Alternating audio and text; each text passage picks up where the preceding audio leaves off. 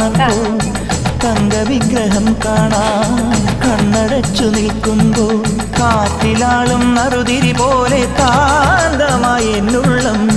പഞ്ചവാദ്യമായി ഞാൻ പാണ്ഡിമേളമായി ഞാൻ തേജോരൂപൻ മാറിൽ ചാത്തിയ പൊന്നിൻ നൂലായി ഞാൻ